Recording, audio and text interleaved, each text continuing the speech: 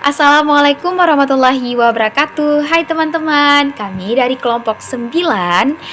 Saya Nur Suhaila. Di sini kami akan menjelaskan perencanaan, instruksi, dan teknologi. Apa sih itu perencanaan, apa sih itu instruksi, dan apa sih itu teknologi.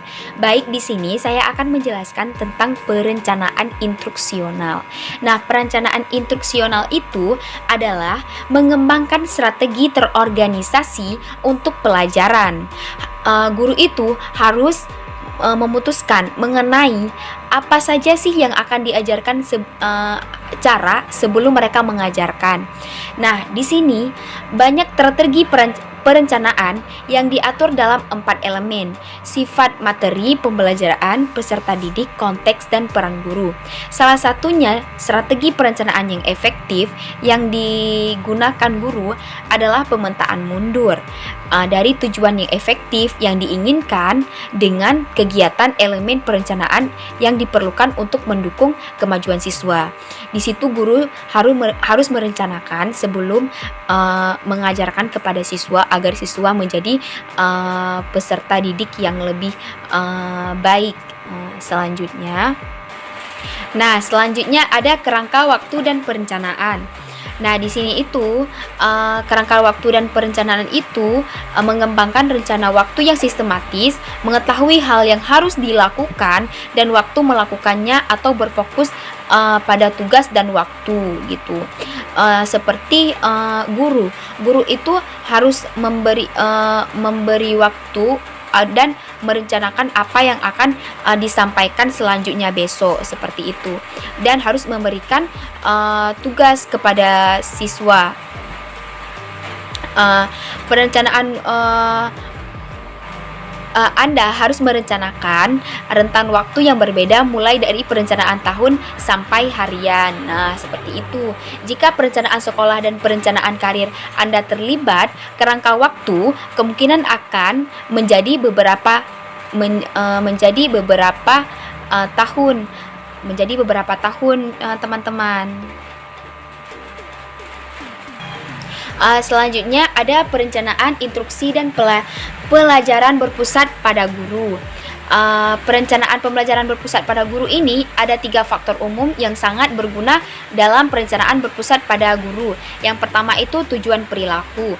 Nah, tujuan perilaku itu di sini pernyataan yang mengomunikasikan perubahan. Baik, saya Wiam Surya Mulado akan melanjutkan materi selanjutnya, yaitu tentang strategi instruksional berpusat pada guru. Sebelumnya, kita harus mengetahui dulu apa yang dimaksud dengan strategi instruksional. Jadi, strategi instruksional itu bisa diartikan sebagai alat ataupun pendekatan yang digunakan oleh guru untuk peserta didik dalam pembelajaran dan menciptakan pembelajaran yang menarik. Banyak strategi yang berpusat pada guru yang mencerminkan instruksi secara langsung. Di sini kita akan membahas tentang orientasi siswa untuk materi baru, mengajar, menjelaskan, dan menunjukkan, pertanyakan, dan mendiskusi ketuntasan belajar, kedudukan pekerjaan, serta pekerjaan rumah. Bahas yaitu tentang orientasi siswa untuk materi baru. Jadi sebelumnya kita harus mengetahui dulu apa yang dimaksud dengan orientasi. Jadi orientasi itu adalah pandangan yang mendasari pikiran, perhatian, dan kecenderungan. Jadi sebelum menyajikan dan menjelaskan materi baru kepada peserta didik, ada beberapa kerangka kerja untuk pelajaran siswa dalam berorientasi dalam materi baru. Yang pertama itu ada meninjau kegiatan hari sebelumnya. Yang kedua itu membahas tujuan pembelajaran tersebut. Yang ketiga itu ada memberikan instruksi yang jelas dan terbuka tentang pekerjaan yang harus dilakukan. Dan yang terakhir adalah memberikan gambaran pembelajaran hari ini. Jadi yang pertama tadi itu ada berorientasi pada materi baru. Yang kedua itu ada pengaturan lanjutan. Dan yang ketiga ini ada kuliah, menjelaskan, dan menunjukkan. Jadi, kuliah dan menjelaskan dan menunjukkan ini merupakan kegiatan umumnya dalam kegiatan guru pada umumnya dalam pendekatan instruksi secara langsung. Selanjutnya itu yang keempat ada mempertanyakan dan membahas. Mempertanyakan dan membahas ini ini adalah sebuah hal yang penting. Kenapa sebuah hal yang penting? Karena dalam mempertanyakan dan membahas ini menantang dalam mengintegrasikan pertanyaan dan diskusi yang berpusat pada guru. Jadi yang kelima ini ada penguasaan pembelajaran. Jadi dalam penguasaan pembelajaran ini ada sebuah konsep atau topik yang dipelajari secara menyeluruh sebelum diberikan materi baru. Jadi selanjutnya itu ada pekerjaan sekolah. Jadi pekerjaan sekolah ini adalah sebuah latihan yang diberikan pada siswa yang dikerjakan masing-masing di bangku mereka tanpa bantuan guru ataupun teman-temannya. Yaitu ada pekerjaan rumah. Pekerjaan rumah ini seperti PR yang dikerjakan di rumah untuk melatih ataupun mengasah materi sebelumnya ataupun materi yang akan diberikan selanjutnya kepada siswa tersebut. Baik, selanjutnya itu ada mengevaluasi instruksi yang berpusat pada guru. Jadi seperti yang kalian ketahui dan kita semua ketahui, mengevaluasi itu artinya adalah memperbaiki ataupun mengulang. Dalam penelitian instruksi yang berpusat pada guru telah memberikan banyak saran yang berharga untuk mengajar. Ada beberapa hal yang termasuk dalam mengevaluasi instruksi tersebut. Yang pertama itu adalah jadilah perencana yang terorganisasi yang membuat tujuan instruksional dan menghabiskan waktu awal berorientasi siswa untuk pembelajaran.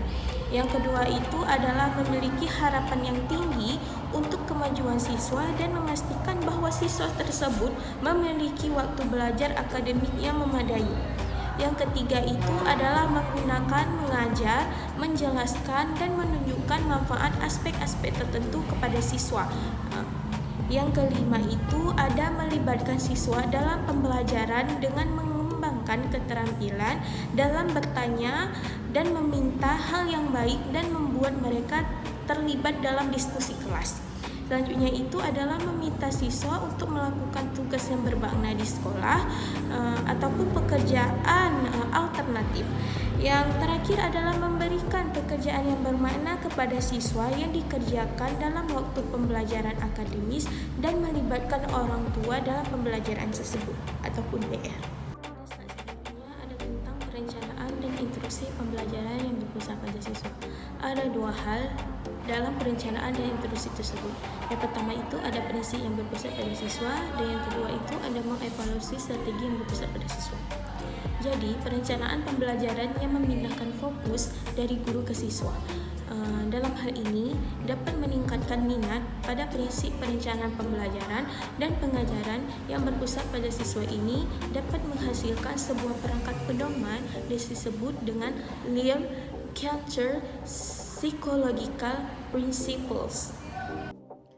Jadi, teman-teman, yang dimaksud dengan Learning Centered Psychological Principle ini adalah sebuah prinsip yang menekankan proses belajar yang diberikan kepada siswa, bukan kepada guru. Dari prinsip tersebut dapat menghasilkan suatu peningkatan minat dalam perencanaan dan instruksi sebuah proses pembelajaran sehingga meningkatkan sebuah penghasilan ataupun sebuah pedoman pada siswa tersebut. Ada 4 prinsip learning centered ini. Yang pertama itu ada kognitif dan metakognitif. Yang kedua itu ada motivasional dan emosional. Yang ketiga ada perkembangan dan sosial. Dan yang terakhir ada perbedaan individual. Jadi kan ada dua. Yang pertama itu ada prinsip yang berpusat pada siswa, sudah dijelaskan sebelumnya. Dan yang kedua itu ada mengevaluasi strategi yang berpusat pada siswa. Strategi yang berpusat pada siswa. Seperti sebelumnya, teman-teman udah lihat pada poin pertama itu kita menjelaskan tentang learning centered psychological principle. Jadi pada poin kedua ini kita mengevaluasi lagi tentang prinsip tersebut. Jadi teman-teman, pendekatan learning centered ini bertujuan dalam perencanaan dan instruksi pembelajaran yang memberikan banyak hal yang positif. Prinsip learning centered ini yang disusun oleh American Psychological Association tersebut mendorong guru untuk membantu siswa ataupun murid secara aktif mengkonstruksi pemahaman mereka, menentukan tujuan, rencana, berpikir mendalam dan kreatif. Ada beberapa para kritik yang mengkritik tentang pendekatan tersebut. Yang pertama itu ada Hirsch. Hirsch mengatakan bahwa pendekatan ini terlalu memperhatikan proses pembelajaran tersebut. Dan Feng juga mengatakan ataupun berpendapat bahwa tidak semua mata pembelajaran dapat berlangsung sesuai dengan apa yang diinginkan atau apa yang diharapkan dengan menggunakan pendekatan learning centered ini. Dan banyak pengkritik lainnya yang mengatakan juga bahwa penggunaan pendekatan ini kurang efektif karena bila digunakan pada tahap pembelajaran awal, murid tidak akan paham ataupun belum memiliki pengetahuan tentang pembelajaran tersebut. Pada slide terakhir menjelaskan tentang teknologi dan pendidikan.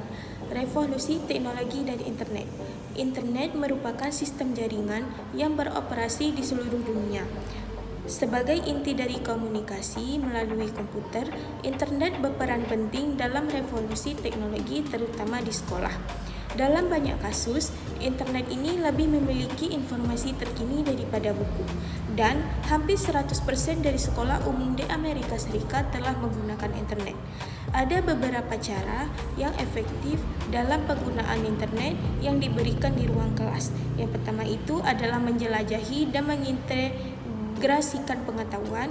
Yang kedua ada pembelajaran kolaborasi melalui kegiatan proyek, dan yang ketiga adalah komunikasi di perantara komputer, dan terakhir adalah meningkatkan pengetahuan dan pemahaman guru.